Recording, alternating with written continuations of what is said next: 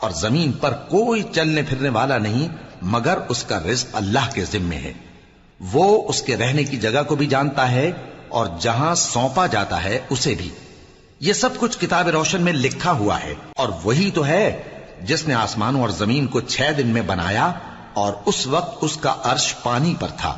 تمہارے پیدا کرنے سے مقصود یہ ہے کہ وہ تم کو آزمائے کہ تم میں عمل کے لحاظ سے کون بہتر ہے.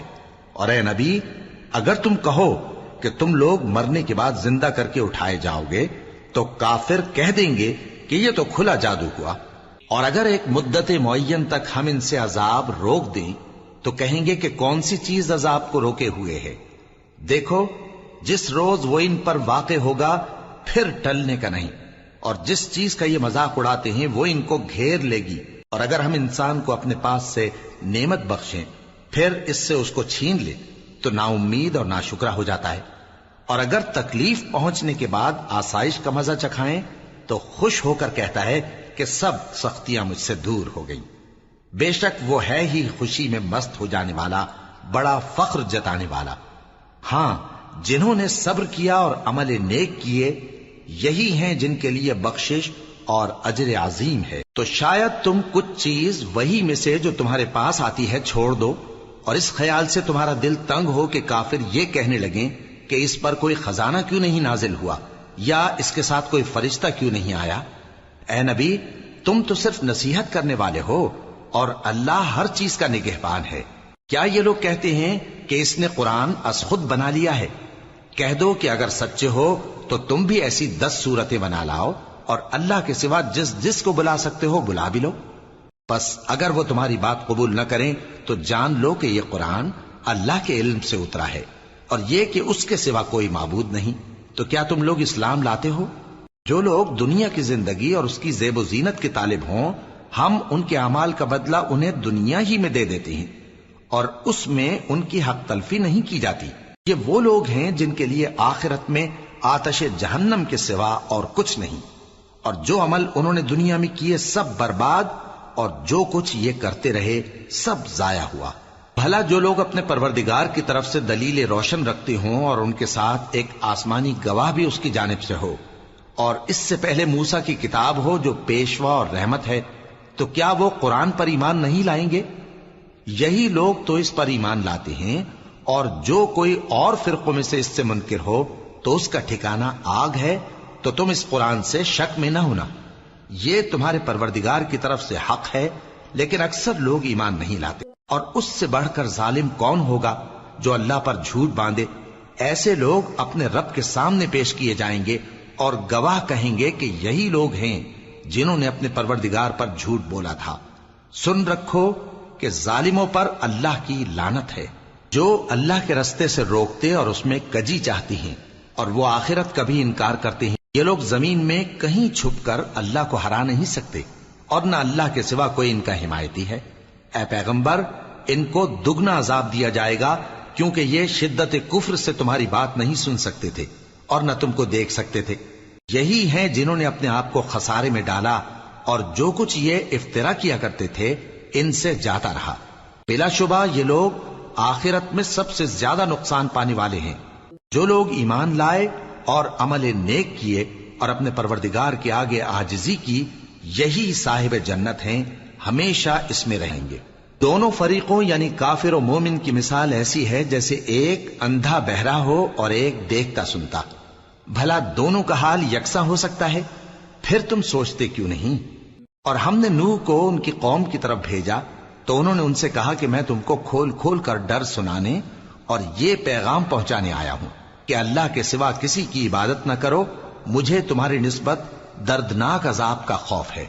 تو ان کی قوم کے سردار جو کافر تھے کہنے لگے کہ ہم تم کو اپنے ہی جیسا ایک آدمی دیکھتے ہیں اور یہ بھی دیکھتے ہیں کہ تمہارے پیرو وہی لوگ ہوئے ہیں جو ہم میں ادنا درجے کے ہیں اور وہ بھی سطحی رائے سے، اور ہم تم میں اپنے اوپر کسی طرح کی فضیلت نہیں دیکھتے بلکہ تمہیں جھوٹا خیال کرتے ہیں. فرمایا کہ اے قوم دیکھو تو اگر میں اپنے پروردگار کی طرف سے دلیل روشن رکھتا ہوں اور اس نے مجھے اپنے ہاں سے رحمت بخشی ہو جس کی حقیقت تم سے پوشیدہ ہو گئی ہے، تو کیا ہم اس کے لیے تمہیں مجبور کر سکتے ہیں جبکہ تم اس سے ناخوش ہو؟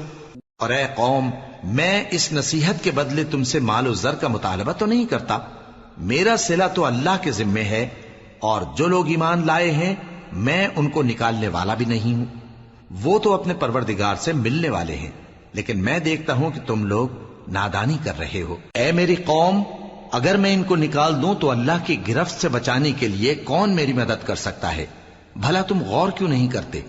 اور میں نہ تم سے یہ کہتا ہوں کہ میرے پاس اللہ کے خزانے ہیں، اور نہ یہ کہ میں غیب جانتا ہوں، اور نہ یہ کہتا ہوں کہ میں فرشتہ ہوں، اور نہ ان لوگوں کی نسبت جن کو تم حقارت کی نظر سے دیکھتے ہو یہ کہتا ہوں کہ اللہ ان کو بھلائی یعنی اعمال کی جزا نہیں دے گا۔ جو ان کے دلوں میں ہے اسے اللہ خوب جانتا ہے، اگر میں ایسا کہوں تو بے انصافوں میں ہو جاؤں۔ انہوں نے کہا کہ نوح، تم نے ہم سے جھگڑا تو کیا اور جھگڑا بھی بہت کیا، اب اگر تم سچے ہو تو جس چیز سے ہمیں ڈراتے ہو وہ ہم پر لا نازل کرو۔ نوح نے کہا کہ اس عذاب کو تو اللہ ہی چاہے گا تو نازل کرے گا، اور تم اللہ کو کسی طرح ہرا نہیں سکتے، اور اگر میں یہ چاہوں کہ تمہاری خیر خواہی کروں اور اللہ یہ چاہے کہ تمہیں گمراہ رہنے دے تو میری خیر خواہی تم کو کچھ فائدہ نہیں دے سکتی، وہی تمہارا پروردگار ہے اور تمہیں اسی کی طرف لوٹ کر جانا ہے۔ کیا یہ لوگ کہتے ہیں کہ اس پیغمبر نے قرآن اپنے دل سے بنا لیا ہے؟ کہہ دو کہ اگر میں نے دل سے بنا لیا ہے تو میرے گناہ کا وبال مجھ پر، اور جو گناہ تم کرتے ہو اس سے میں بری الذمہ ہوں۔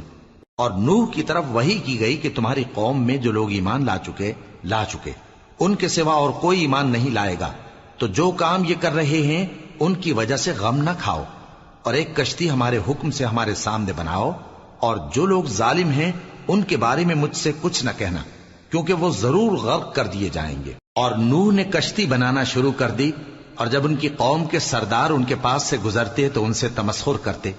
وہ کہتے کہ اگر تم ہم سے تمسخر کرتے ہو تو جس طرح تم ہم سے تمسخر کرتے ہو اسی طرح ایک وقت ہم بھی تم سے تمسخر کریں گے، اور تم کو جلد معلوم ہو جائے گا کہ کس پر عذاب آتا ہے جو اسے رسوا کرے گا، اور کس پر ہمیشہ کا عذاب نازل ہوتا ہے، یہاں تک کہ جب ہمارا حکم آ پہنچا اور تنور جوش مارنے لگا تو ہم نے نوح کو حکم دیا کہ ہر قسم کے پالتو جانوروں میں سے جوڑا جوڑا یعنی ایک ایک نر اور ایک ایک مادہ لے لو، اور جس شخص کی نسبت حکم ہو چکا ہے کہ ہلاک ہو جائے گا اس کو چھوڑ کر اپنے گھر والوں کو اور جو ایمان لایا ہو اس کو کشتی میں سوار کر لو، اور ان کے ساتھ ایمان بہت ہی کم لوگ لائے تھے۔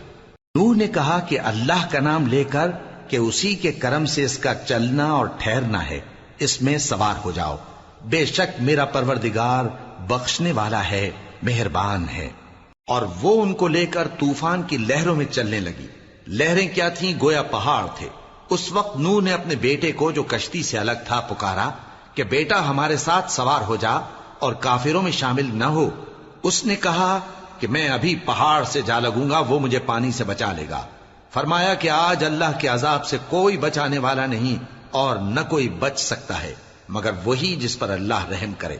اتنے میں دونوں کے درمیان لہر حائل ہو گئی اور وہ ڈوب کر رہ گیا، اور حکم دیا گیا کہ اے زمین اپنا پانی نگل جا، اور اے آسمان تھم جا، اور پانی خشک ہو گیا اور کام تمام کر دیا گیا، اور کشتی کوہ جودی پر جا ٹھہری، اور کہہ دیا گیا کہ بے انصاف لوگوں پر لعنت۔ اور نوح نے اپنے پروردگار کو پکارا اور کہا کہ پروردگار، میرا بیٹا بھی میرے گھر والوں میں ہے، تو اس کو بھی نجات دے، تیرا وعدہ سچا ہے اور تو بہترین حاکم ہے۔ اللہ نے فرمایا کہ اے نوح، وہ تیرے گھر والوں میں نہیں ہے، وہ تو سراسر بد عمل ہے، تو جس چیز کی تم کو حقیقت معلوم نہیں اس کے بارے میں مجھ سے درخواست ہی نہ کرو، اور میں تم کو نصیحت کرتا ہوں کہ نادان نہ بنو۔ نوح نے کہا پروردگار، میں تجھ سے پناہ مانگتا ہوں کہ ایسی چیز کی تجھ سے درخواست کروں جس کی حقیقت مجھے معلوم نہیں، اور اگر تو مجھے نہیں بخشے گا اور مجھ پر رحم نہیں فرمائے گا تو میں تباہ ہو جاؤں گا۔ حکم ہوا کہ نوح ہماری طرف سے سلامتی اور برکتوں کے ساتھ جو تم پر اور تمہارے ساتھ کی جماعتوں پر نازل کی گئی ہیں اتر آؤ، اور کچھ اور جماعتیں ہوں گی جن کو ہم دنیا کے فوائد سے بہرہ مند کریں گے، پھر ان کو ہماری طرف سے عذاب علیم پہنچے گا۔ یہ حالات غیب کی خبروں میں سے ہیں جو ہم تمہاری طرف بھیجتے ہیں، اور اس سے پہلے نہ تم ہی ان کو جانتے تھے اور نہ تمہاری قوم ہی ان سے واقف تھی، تو صبر کرو کہ انجام پرہیزگاروں ہی کا بھلا ہے۔ اور ہم نے قوم عاد کی طرف ان کے بھائی ہود کو بھیجا. انہوں نے کہا اے میری قوم اللہ ہی کی عبادت کرو، اس کے سوا تمہارا کوئی معبود نہیں. تم شرک کر کے اللہ پر محض بہتان باندھتے ہو. میری قوم میں اس واض و نصیحت کا تم سے کچھ صلہ نہیں مانگتا. میرا صلہ تو اس کے ذمے ہے جس نے مجھے پیدا کیا. بھلا تم سمجھتے کیوں نہیں؟ اور اے قوم اپنے پروردگار سے بخشش مانگو، پھر اس کے آگے توبہ کرو. وہ تم پر آسمان سے موسلا دھار بارش برسائے گا اور تمہاری طاقت پر طاقت بڑھائے گا. اور دیکھو گناہگار بن کر روگردانی نہ کرو. وہ بولے ہود تم ہمارے پاس کوئی دلیل ظاہر نہیں لائے، اور ہم صرف تمہارے کہنے سے نہ اپنے معبودوں کو چھوڑنے والے ہیں اور نہ تم پر ایمان لانے والے ہیں. ہم تو یہ سمجھتے ہیں کہ ہمارے کسی معبود نے تمہیں تکلیف پہنچا کر دیوانہ کر دیا ہے. انہوں نے کہا کہ میں اللہ کو گواہ کرتا ہوں اور تم بھی گواہ رہو کہ جن کو تم اللہ کا شریک بناتے ہو میں ان سے بیزار ہوں. یعنی جن کی اللہ کے سوا عبادت کرتے ہو، تو تم سب مل کر میرے بارے میں جو تدبیر کرنی چاہو کر لو اور مجھے مہلت نہ دو. میں اللہ پر جو میرا اور تمہارا سب کا پروردگار ہے بھروسہ رکھتا ہوں. زمین پر جو چلنے پھرنے والا ہے وہ اللہ کے قبضہ قدرت میں ہے. بے شک میرا پروردگار سیدھے رستے پر ہے. اب اگر تم روگردانی کرو گے تو جو پیغام میرے ذریعے تمہاری طرف بھیجا گیا ہے وہ میں نے تمہیں پہنچا دیا ہے، اور میرا پروردگار تمہاری جگہ اور لوگوں کو لا بسائے گا، اور تم اللہ کا کچھ بھی نہیں بگاڑ سکو گے. میرا پروردگار تو ہر چیز پر نگہبان ہے. اور جب ہمارا حکم عذاب آ پہنچا تو ہم نے ہود کو اور جو لوگ ان کے ساتھ ایمان لائے تھے ان کو اپنی مہربانی سے بچا لیا اور انہیں عذاب شدید سے نجات دی. یہ وہی قوم عاد ہے جس نے اللہ کی نشانیوں سے انکار کیا اور اس کے پیغمبروں کی نافرمانی کی اور ہر سرکش و متکبر کا کہا مانا. اور اس دنیا میں بھی لعنت ان کے پیچھے لگی رہی اور قیامت کے دن بھی لگی رہے گی. دیکھو قوم عاد نے اپنے پروردگار سے کفر کیا، اور سن رکھو قوم عاد پر پھٹکار ہے جو ہود کی قوم تھی. اور قوم سمود کی طرف ان کے بھائی صالح کو بھیجا تو انہوں نے کہا اے قوم اللہ ہی کی عبادت کرو، اس کے سوا تمہارا کوئی معبود نہیں. اسی نے تم کو زمین سے پیدا کیا اور اس میں آباد کیا، تو اس سے مغفرت مانگو اور اس کے آگے توبہ کرو. بے شک میرا پروردگار نزدیک بھی ہے اور دعا کا قبول کرنے والا بھی ہے. انہوں نے کہا کہ صالح اس سے پہلے ہم تم سے کئی طرح کی امیدیں رکھتے تھے، اب وہ منقطع ہو گئی. کیا تم ہم کو ان چیزوں سے منع کرتے ہو جن کو ہمارے بزرگ پوجتے آئے ہیں؟ اور جس بات کی طرف تم ہمیں بلاتے ہو اس کی طرف سے ہم بڑے بھاری شک میں ہیں. صالح نے کہا اے میری قوم بھلا دیکھو تو اگر میں اپنے پروردگار کی طرف سے کھلی دلیل پر ہوں اور اس نے مجھے اپنے ہاتھ سے نبوت کی نعمت بخشی ہو، تو اگر میں اللہ کی نافرمانی کروں تو اس کے سامنے میری کون مدد کرے گا؟ تم تو کفر کی باتوں سے میرا نقصان ہی کرتے ہو. اور یہ بھی کہا کہ اے قوم یہ اللہ کی اونٹنی تمہارے لیے ایک نشانی یعنی معجزہ ہے، تو اس کو چھوڑ دو کہ اللہ کی زمین میں جہاں چاہے چرتی پھرے، اور اس کو کسی طرح کی تکلیف نہ دینا ورنہ تمہیں جلد عذاب آ پکڑے گا. مگر انہوں نے اس کو کاٹ ڈالا. تو صالح نے کہا کہ اپنے گھروں میں 3 دن اور فائدے اٹھا لو، یہ وعدہ ہے کہ جھوٹا نہ ہوگا. پس جب ہمارا حکم آ گیا تو ہم نے صالح کو اور جو لوگ ان کے ساتھ ایمان لائے تھے ان کو اپنی مہربانی سے بچا لیا اور اس دن کی رسوائی سے محفوظ رکھا. بے شک تمہارا پروردگار طاقتور ہے، زبردست ہے. اور جن لوگوں نے ظلم کیا تھا ان کو چنگھاڑ کی صورت میں عذاب نے آ پکڑا تو وہ اپنے گھروں میں اوندھے پڑے رہ گئے، گویا کبھی ان میں بسے ہی نہ تھے. سن رکھو کہ قوم سمود نے اپنے پروردگار سے کفر کیا، اور سن رکھو قوم سمود پر پھٹکار ہے. اور ہمارے فرشتے ابراہیم کے پاس بشارت لے کر آئے تو سلام کہا، انہوں نے بھی جواب میں سلام کہا. ابھی کچھ وقفہ نہیں ہوا تھا کہ ابراہیم ایک بھنا ہوا بچڑا لے آئے. پھر جب دیکھا کہ ان کے ہاتھ کھانے کی طرف نہیں بڑھتے یعنی وہ کھانا نہیں کھاتے تو ان کو اجنبی سمجھ کر دل میں خوف کیا. فرشتوں نے کہا کہ خوف نہ کیجیے، ہم قوم لوط کی طرف ان کے ہلاک کرنے کو بھیجے گئے ہیں. اور ابراہیم کی بیوی جو پاس کھڑی تھی ہنس پڑی تو ہم نے اس کو اسحاق کی اور اسحاق کے بعد یعقوب کی خوشخبری دی. اس نے کہا اے میرے بچہ ہوگا، میں تو بڑھیا ہوں اور یہ میرے میاں بھی بوڑھے ہیں، یہ تو بڑی عجیب بات ہے. انہوں نے کہا کیا تم اللہ کی قدرت سے تعجب کرتی ہو؟ اے اہل بیت، تم پر اللہ کی رحمت اور اس کی برکتیں ہیں، وہ لائق تعریف ہے، بڑا ہے۔ پھر جب ابراہیم سے خوف جاتا رہا اور ان کو خوشخبری بھی مل گئی تو قوم لوط کے بارے میں لگے ہم سے بحث کرنے۔ بے شک ابراہیم بڑے تحمل والے، نرم دل اور رجوع کرنے والے تھے۔ اے ابراہیم، اس بات کو جانے دو، تمہارے پروردگار کا حکم آ پہنچا ہے اور ان لوگوں پر عذاب آنے والا ہے جو کبھی نہیں ٹلنے کا۔ اور جب ہمارے فرشتے لوط کے پاس آئے تو وہ ان کے آنے سے غمناک اور تنگ دل ہوئے اور کہنے لگے کہ آج کا دن بڑی مشکل کا دن ہے۔ اور لوط کی قوم کے لوگ ان کے پاس بے تحاشا دوڑتے ہوئے آئے اور یہ لوگ پہلے ہی سے انتہائی بےہودہ حرکتیں کیا کرتے تھے۔ لوط نے کہا کہ اے بھائیو، یہ جو میری قوم کی لڑکیاں ہیں یہ تمہارے لیے جائز اور پاک ہیں، تو اللہ سے ڈرو اور میرے مہمانوں کے بارے میں مجھے بے آبرو نہ کرو۔ کیا تم میں کوئی بھی شائستہ آدمی نہیں؟ وہ بولے تم کو معلوم ہے کہ تمہاری ان بیٹیوں کی ہمیں کچھ حاجت نہیں، اور جو ہماری غرض ہے اسے تم خوب جانتے ہو۔ لوط نے کہا اے کاش مجھ میں تمہارے مقابلے کی طاقت ہوتی یا میں کسی مضبوط قلعے میں پناہ لے لیتا۔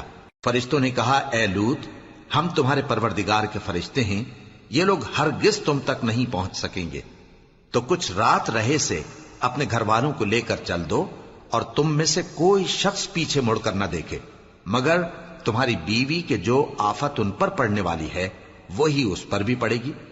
ان کے عذاب کے وعدے کا وقت صبح ہے، اور کیا صبح کچھ دور ہے؟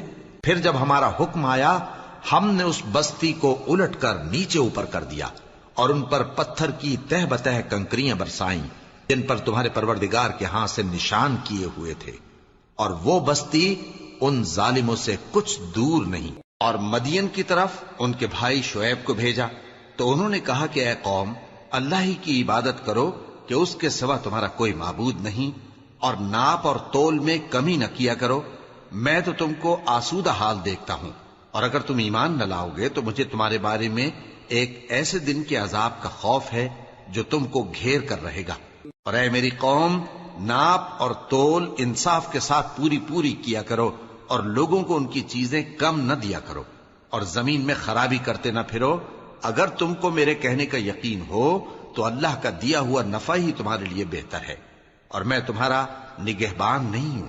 انہوں نے کہا اے شعیب، کیا تمہاری نماز تمہیں یہ سکھاتی ہے کہ جن کو ہمارے باپ دادا پوجتے آئے ہیں ہم ان کو ترک کر دیں، یا اپنے مال میں تصرف کرنا چاہیں تو نہ کریں؟ تم تو بڑے نرم دل اور بڑے سیدھے ہو۔ انہوں نے کہا کہ اے قوم، دیکھو تو اگر میں اپنے پروردگار کی طرف سے دلیل روشن پر ہوں اور اس نے اپنے ہاں سے مجھے نیک روزی دی ہو تو کیا میں اپنا فرض ادا نہ کروں؟ اور میں نہیں چاہتا کہ جس بات سے میں تمہیں منع کروں خود اس کو کرنے لگوں۔ میں تو جہاں تک مجھ سے ہو سکے تمہارے معاملات کی اصلاح چاہتا ہوں، اور اس بارے میں مجھے توفیق کا ملنا اللہ ہی کے فضل سے ہے۔ میں اسی پر بھروسہ رکھتا ہوں اور اسی کی طرف رجوع کرتا ہوں۔ اور اے قوم، میری مخالفت تم سے کوئی ایسا کام نہ کرا دے کہ جیسی مصیبت نوح کی قوم یا ہود کی قوم یا صالح کی قوم پر واقع ہوئی تھی ویسی ہی مصیبت تم پر واقع ہو۔ اور لوط کی قوم کا زمانہ تو تم سے کچھ دور نہیں، اور اپنے پروردگار سے بخشش مانگو اور اس کے آگے توبہ کرو، بے شک میرا پروردگار بڑا مہربان ہے، بہت محبت کرنے والا ہے۔ انہوں نے کہا کہ شعیب، تمہاری بہت سی باتیں ہماری سمجھ میں نہیں آتی، اور ہم دیکھتے ہیں کہ تم ہم میں کمزور بھی ہو، اور اگر تمہارے بھائی بند نہ ہوتے تو ہم تم کو سنسار کر دیتے، اور تم ہم پر کسی طرح بھی غالب نہیں ہو۔ انہوں نے کہا کہ اے قوم، کیا میرے بھائی بندوں کا دباؤ تم پر اللہ سے زیادہ ہے، اور اس کو تم نے پیٹھ پیچھے ڈال رکھا ہے؟ میرا پروردگار تو تمہارے سب اعمال کا احاطہ کیے ہوئے ہے۔ اور اے قوم، تم اپنی جگہ کام کیے جاؤ، میں اپنی جگہ کام کیے جاتا ہوں۔ تم کو ان قریب معلوم ہو جائے گا کہ رسوا کرنے والا عذاب کس پر آتا ہے اور جھوٹا کون ہے، اور تم بھی انتظار کرو، میں بھی تمہارے ساتھ انتظار کرتا ہوں۔ اور جب ہمارا حکم آ پہنچا تو ہم نے شعیب کو اور جو لوگ ان کے ساتھ ایمان لائے تھے ان کو تو اپنی رحمت سے بچا لیا، اور جو ظالم تھے ان کو چنگھاڑ نے آ دبوچا، تو وہ اپنے گھروں میں اوندھے پڑے رہ گئے، گویا ان میں کبھی بسے ہی نہ تھے۔ سن رکھو کہ مدین پر ویسی ہی پھٹکار ہے جیسی سمود پر پھٹکار تھی۔ اور ہم نے موسیٰ کو اپنی نشانیاں اور دلیل روشن دے کر بھیجا فرعون اور اس کے سرداروں کی طرف، تو وہ فرعون ہی کے حکم پر چلتے رہے، حالانکہ فرعون کا حکم درست نہیں تھا۔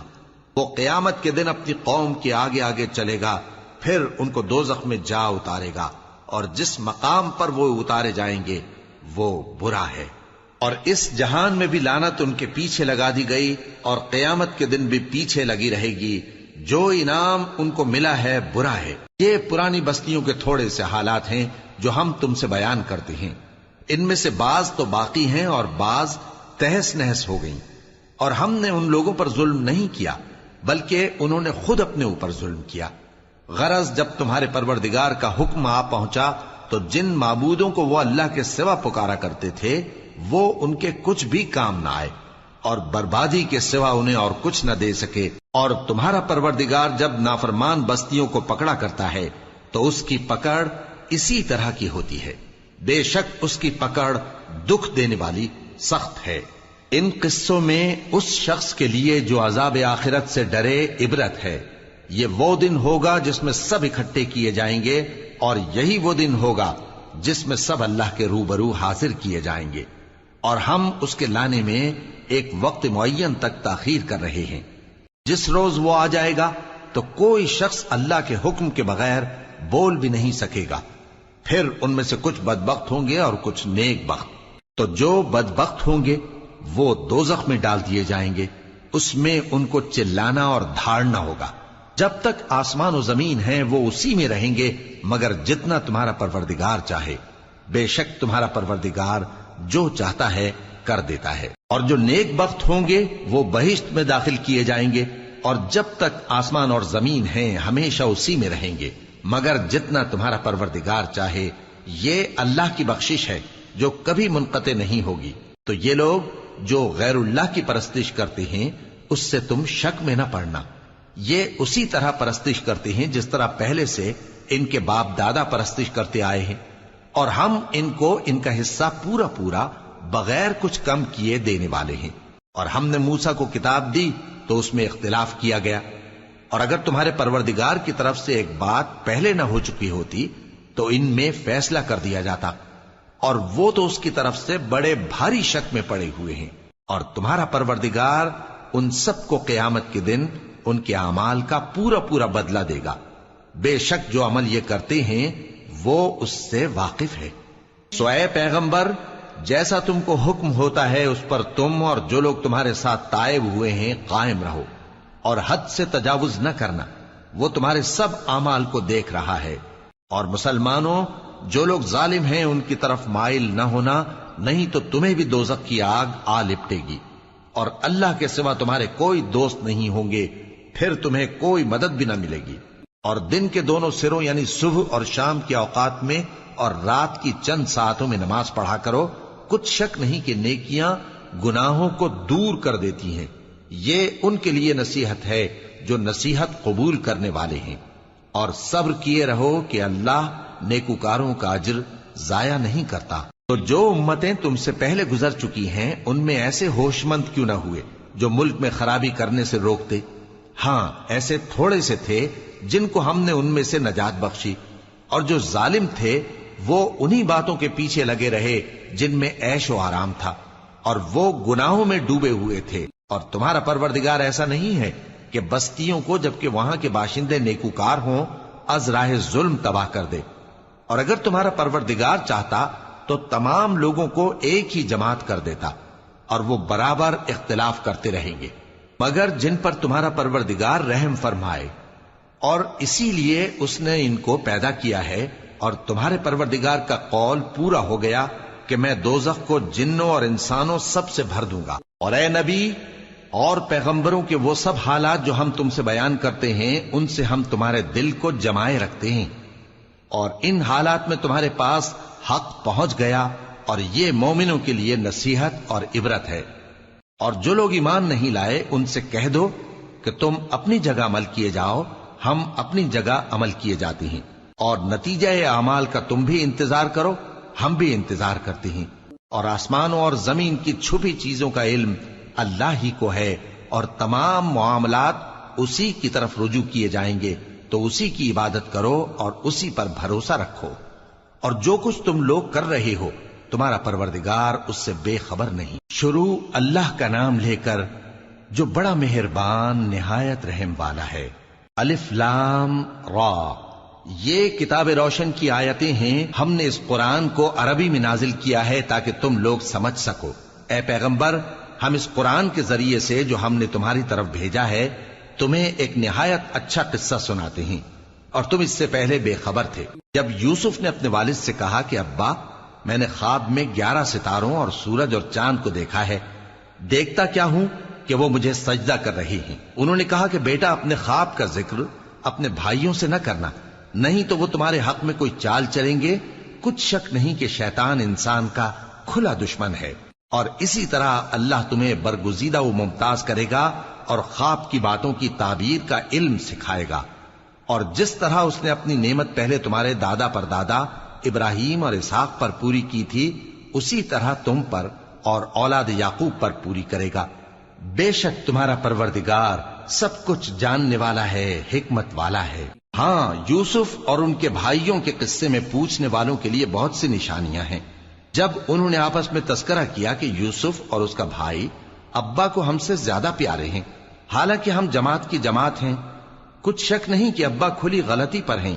یوسف کو یا تو جان سے مار ڈالو یا کسی ملک میں پھینک آؤ، پھر ابا کی توجہ صرف تمہاری طرف ہو جائے گی، اور اس کے بعد تم نیک لوگوں میں ہو جاؤ گے۔ ان میں سے ایک کہنے والے نے کہا کہ یوسف کو جان سے نہ مارو، کسی اندھے کنویں میں ڈال دو کہ کوئی راہگیر اسے نکال کر کسی دوسرے ملک میں لے جائے گا۔ اگر تم کو کرنا ہی ہے تو یوں کرو۔ یہ مشورہ کر کے وہ اپنے والد سے کہنے لگے کہ ابا جان، کیا سبب ہے کہ آپ یوسف کے بارے میں ہمارا اعتبار نہیں کرتے؟ حالانکہ ہم اس کے خیر خواہ ہیں، کل اسے ہمارے ساتھ بھیج دیجئے کہ خوب میوے کھائے اور کھیلے کودے، ہم اس کے نگہبان ہیں۔ انہوں نے کہا کہ یہ امر مجھے غمناک کیے دیتا ہے کہ تم اسے لے جاؤ، یعنی وہ مجھ سے جدا ہو جائے، اور مجھے یہ بھی خوف ہے کہ تم کھیل میں اس سے غافل ہو جاؤ اور اسے بھیڑیا کھا جائے۔ وہ کہنے لگے کہ اگر ہماری موجودگی میں کہ ہم ایک طاقتور جماعت ہیں اسے بھیڑیا کھا گیا تو ہم بڑے نقصان میں پڑ گئے۔ غرض جب وہ اس کو لے گئے اور اس بات پر اتفاق کر لیا کہ اس کو اندھے کنویں میں ڈال دیں، اور ہم نے یوسف کی طرف وحی بھیجی کہ ایک وقت ایسا آئے گا کہ تم انہیں ان کے اس سلوک سے آگاہ کرو گے، اور ان کو اس وحی کی کچھ خبر نہ ہوگی۔ اور یہ حرکت کر کے وہ رات کے وقت باپ کے پاس روتے ہوئے آئے، کہنے لگے کہ ابا جان، ہم تو دوڑنے اور ایک دوسرے سے آگے نکلنے میں مصروف ہو گئے اور یوسف کو اپنے اسباب کے پاس چھوڑ گئے تو اسے بھیڑیا کھا گیا، اور آپ ہماری بات کو گو ہم سچ ہی کہتے ہیں باور نہیں کریں گے۔ اور ان کے کرتے پر جھوٹ موٹ کا لہو بھی لگا لائے۔ یعقوب نے کہا کہ یوں نہیں ہے، بلکہ تم اپنے دل سے یہ بات بنا لائے ہو۔ اچھا، صبر کہ وہی خوب ہے، اور جو تم بیان کرتے ہو اس کے بارے میں اللہ ہی سے مدد چاہیے۔ اور اب اللہ کی شان دیکھو کہ اس کنویں کے قریب ایک قافلہ آوارد ہوا اور انہوں نے پانی کے لیے اپنا سقا بھیجا، تو اس نے کنویں میں ڈول لٹکایا، یوسف اس سے لٹک گئے۔ وہ بولا، زہے قسمت، یہ تو ایک لڑکا ہے، اور اس کو قیمتی سرمایہ سمجھ کر چھپا لیا۔ اور جو کچھ وہ کرتے تھے اللہ کو خوب معلوم تھا، اور انہوں نے اس کو تھوڑی سی قیمت یعنی مادود چند درہموں پر بیچ ڈالا، اور وہ اس سے بیزار ہو رہے تھے۔ اور مصر میں جس شخص نے اس کو خریدا اس نے اپنی بیوی سے، جس کا نام زلیخا تھا، کہا کہ اس کو عزت و اکرام سے رکھو، عجب نہیں کہ یہ ہمیں فائدہ دے یا ہم اسے بیٹا بنا لیں۔ اس طرح ہم نے یوسف کو سرزمین مصر میں جگہ دی، اور غرض یہ تھی کہ ہم ان کو خواب کی باتوں کی تعبیر سکھائیں، اور اللہ اپنے کام پر غالب ہے لیکن اکثر لوگ نہیں جانتے۔ اور جب وہ اپنی جوانی کو پہنچے تو ہم نے ان کو دانائی اور علم عطا کیا، اور نیکوکاروں کو ہم اسی طرح بدلہ دیا کرتے ہیں۔ اور جس عورت کے گھر میں وہ رہتے تھے اس نے ان کو اپنی طرف مائل کرنا چاہا، اور دروازے بند کر کے کہنے لگی، یوسف جلدی آؤ۔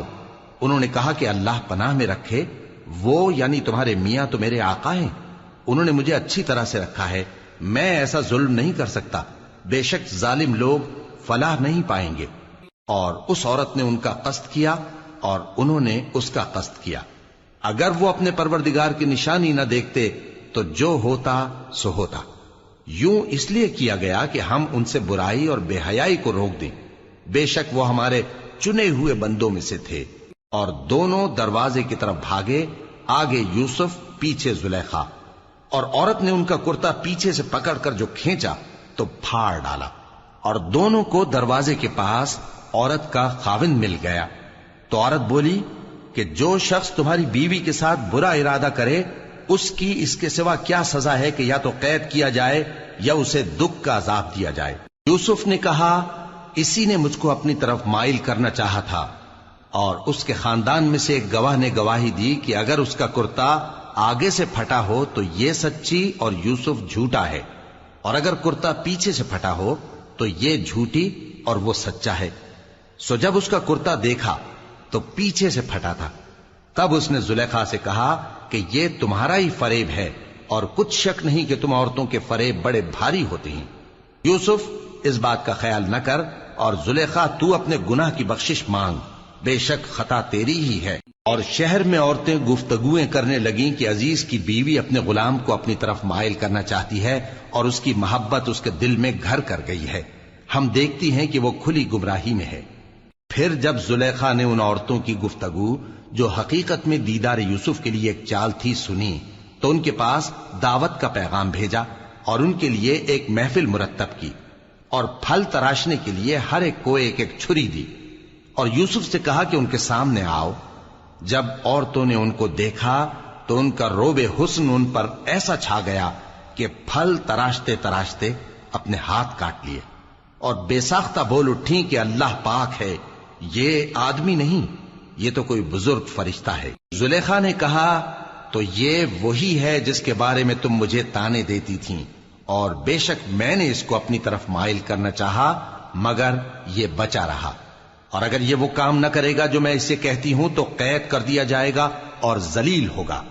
یوسف نے دعا کی کہ پروردگار جس کام کی طرف یہ مجھے بلاتی ہیں اس کی نسبت مجھے قید پسند ہے، اور اگر تو مجھ سے ان کے فریب کو نہ ہٹائے گا تو میں ان کی طرف مائل ہو جاؤں گا اور نادانوں میں سے ہو جاؤں گا۔ پس ان کے رب نے ان کی دعا قبول کر لی اور ان سے عورتوں کا داؤں ٹال دیا، بے شک وہی تو سننے والا ہے، جاننے والا ہے۔ پھر باوجود اس کے کہ وہ لوگ ان کی بے گناہی کے نشان دیکھ چکے تھے، ان کی رائے یہی ٹھہری کہ کچھ عرصے کے لیے ان کو قید ہی کر دیں، اور ان کے ساتھ دو اور جوان بھی داخل زندہ ہوئے۔ ایک نے ان میں سے کہا کہ میں نے خواب دیکھا ہے، دیکھتا کیا ہوں کہ شراب کے لیے انگور نچوڑ رہا ہوں۔ دوسرے نے کہا کہ میں نے بھی خواب دیکھا ہے، میں یہ دیکھتا ہوں کہ اپنے سر پر روٹیاں اٹھائے ہوئے ہوں اور پرندے ان میں سے کھا رہے ہیں، تو ہمیں ان کی تعبیر بتا دیجئے کہ ہم تمہیں نیکوکار دیکھتے ہیں۔ یوسف نے کہا کہ جو کھانا تم کو ملنے والا ہے وہ آنے نہیں پائے گا کہ میں اس سے پہلے تم کو اس کی تعبیر بتا دوں گا۔ یہ ان باتوں میں سے ہے جو میرے پروردگار نے مجھے سکھائی ہیں۔ جو لوگ اللہ پر ایمان نہیں لاتے اور آخرت کا انکار کرتے ہیں، میں نے ان کا مذہب چھوڑ دیا ہے، اور میں اپنے باپ دادا ابراہیم اور اسحاق اور یعقوب کے مذہب پر چلتا ہوں۔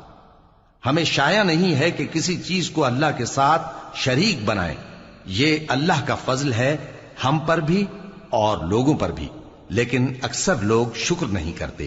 اے میرے قید خانے کے رفیقو، بھلا کئی جدا جدا آقا اچھے یا اللہ جو اکیلا ہے سب پر غالب ہے؟